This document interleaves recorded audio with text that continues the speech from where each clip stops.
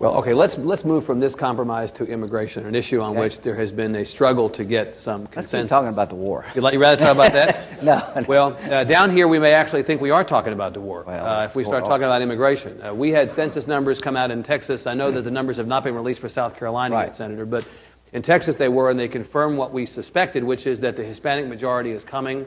It's no longer a question of whether. It never really was. It's just a question of when and how quickly.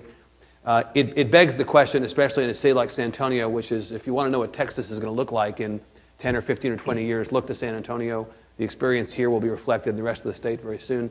And the fact is, people here are concerned about legislation that, on the one hand, does require a lot of people who want to come to this country, but on the other hand, may seem unduly punitive. Okay. In the Texas legislature, we have a number of bills on the table now that would require school districts to check the citizenship status of students before they enroll, that would offer possible jail time for people who hire undocumented workers. Of course, we have an Arizona-style immigration bill or two or three before the legislature. What is the appropriate balance in a place like Texas or in this country between, on the one hand, moving people to legal citizenship, but on the other hand, not being unfairly punitive? Okay, I'm from South Carolina. None of you can vote for me, I don't think, right? So you can speak candidly. No, it's not. I speak candidly at home. But it is an interesting dynamic that, you know, the last two guys that came from South Carolina were William Barrett Travis and James Bonham. We know a little bit about those. They got killed. Yeah. So I'm trying to do better than them. I can say reasonably assured you're going to get yourself out of here safely today, I think so. So I feel very welcomed here. Yeah. South Carolinians will go a long way for a hopeless fight. But the question... Well, now I have a question. So I'm tying the immigration to the Alamo. Is it a hopeless fight? No. Yeah. Is it a necessary problem for America to solve? Yes, but we're stuck. So can I just be dead honest with you? You know, anybody says that's probably saying, well, were you not going to be honest with me otherwise? We're stuck. In 2006 and 2007, we came very close to comprehensive immigration reform. What did we do? We said you had to secure the border first because everybody understands that the borders are broken and they need to be made more secure. 40% of the people who are illegally never came across the southern border. They overstayed their visas. The 19 hijackers all came from the Mideast as students. Their visas expired. They had fake driver's license. The rest is history. Right. So it's a complicated more than just building a wall along the border. If you live in Texas, you know, people in South Carolina would love to build a wall all across the southern border. If you live in Texas, maybe the wall doesn't work so well down here. Well, the polls would suggest that the wall doesn't, and that the wall is not a popular solution. Yeah, because we in South Carolina don't have to live with the wall. Right. And so we don't mind you building the wall.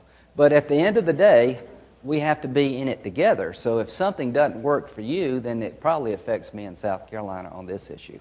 So everybody's for securing the border. The old bill said you had to secure the border first. Temporary workers, demographics. Somebody's going to ask me about a demographic question. I'll just get ahead of it. The number one problem this country has is we have declining populations as a whole. One group is rising faster than the other, but the birth rate in America as a nation is sort of flat. We're becoming like Japan. We're going to need new labor as far as the eye can see. When I was born in 1955, there were 16 workers for every Social Security retiree. Today there's 3. In 20 years there's 2. And that accounts for the growth of Hispanics. As a nation, if we don't have a rational immigration problem, we're cutting our own economic throat. And we do not have a rational immigration system. The H-1B... The current system. The current system. The H-1B visa programs for the high-tech community, we're running people away from America who could create jobs here and be American citizens, but we don't have enough visas to keep them in this country. If you graduate a PhD in physics, you ought to get a green card the moment you graduate. It is silly to run these people away. Manual labor, picking the crops, putting houses together, all the things that are hard to find labor for in America, we should have a program to allow people from other countries, when an American company can't find labor here in America, come in here, you work temporarily, send money home. When your time is up, go home and somebody takes your place. All of that makes sense. The unions don't like the temporary worker program. They feel like it's a threat to unionization. I think we can beat the unions at the end of the day. Let's get to the 10 million, the 12 million, whatever number it is. This is my party's problem. What is amnesty? Amnesty, if it's going to be everybody has to go to jail or be deported, we'll never have a solution to this problem. I don't think it's practical to put 10 million people in jail. I don't think it's practical to deport 10 to 12 million people. So if you take that off the table as not practical, what becomes the new amnesty? You got two good senators here who are my friends. This is a tough issue for them, probably in many ways tougher for these two than almost anybody in the country. John Cornyn has worked really hard in 2006 and 2007 to come up with a comprehensive immigration bill. It failed. John tried. So did Kay. Now here we are in 2011. The only possible way to have an immigration debate started in the House or the Senate is to separate border security from the other moving parts. Now, I'm here to tell you as a friend who's gotten his brains beat out over this thing, that if you don't secure that border from a separate piece of legislation, you're not going to get anybody in the Senate or the House to work on a comprehensive bill in this environment. And you do it first. You've got to secure the border. You've got to have a Rose Garden signing with me standing by the president telling people in South Carolina, I told you we were going to secure that border. A bill that is seen as genuine, the McCain-Kyle 10-point plan, now with 11 points because of foreign entries here in Texas. That, to me, Evan, is a political must. You're a political guy. I'm telling you, somebody who's willing to do it all, you're not going to get anywhere near 60 votes for the comprehensive approach. But are the votes there for the McCain-Kyle plan? There are 90 votes for that. Yeah. I'd like to be the guy that voted no. There's no place in America where weak borders are popular. But if you have 90 votes for that plan and it's a 10 or 11-point plan, why not just move it through the Senate? Because the Hispanic community and other people very seriously wonder, will that be the end of the debate? Will we take border security and never move to the other parts? And I'm going to be honest with you, there are people in my party who will always move the bar. Right. There's more you could still do. It's not yet secure. Isn't that what happened last time? No, that's not what happened last time. What happened last time, the unions beat up the temporary worker program, talk radio beat up the amnesty part of the bill. Well, and Senator, I'll talk about talk radio for a second. It was members of your party, sir, who last time considered George W. Bush insufficiently conservative, and others who supported that immigration reform plan. It was attacked as much from the right as the left. Oh, it was. It was a bipartisan meltdown. Pat Buchanan and Rush Limbaugh, I remember hearing those guys. Yeah, no doubt about it. It was attacked from the right. It was a meltdown. But we've had a Democratic president with 60 senators in the United States Senate and a huge majority in the U.S. House, and we got 0 bills. 2008 was going to be the year that President Obama told us. And he did promise that would be one of the issues he'd take up. And you know what? He didn't deliver. Right. Why? Because if I announce tomorrow in the U.S. Senate, I've got a comprehensive immigration bill that's going to have a pathway to citizenship, 15 Democrats would jump out the window, followed by 50 Republicans. That's just the fact. Now, that's the way the politics of this thing exists today. Now, how do you break the logjam? Isn't it about moving forward as business? Well, the way I think you break the logjam is you get a tough border security bill that John Cornyn and Kay Bailey Hutchinson could buy into, that John McCain and John Kyle would say fixes the problem because y'all live here, y'all know it better than I do, and all of us would hold hands and say, we have finally found a solution to our border problems. In the next Senate, Mr. President, let's move to the other moving parts. Right. Let's work on a temporary worker program that gives America the labor that she is going to need. If we shut this country off from the rest of the world, we're going to slowly die as a nation.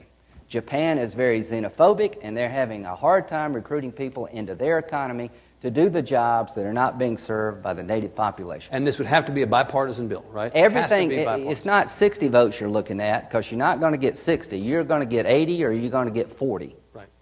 Because when nobody's going to be 60, somebody will be 80. Right.